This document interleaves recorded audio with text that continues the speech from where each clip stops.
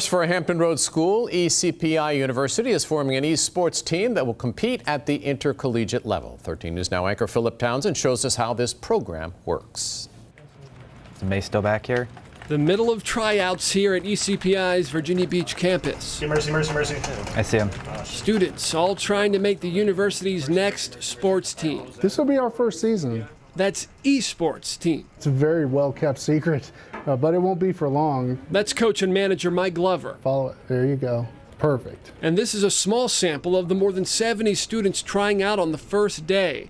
Only 7 to 15 will make the Rams video game team, the first collegiate esports team in Hampton Roads. Now check it.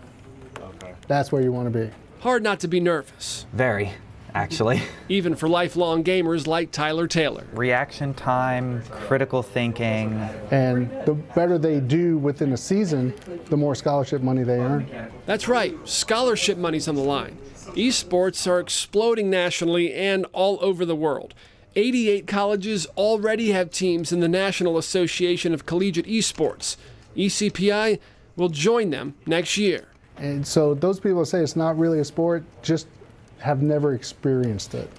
And if you're one of those people, now's your chance to check it all out. And hey, you've got a local team to root for now.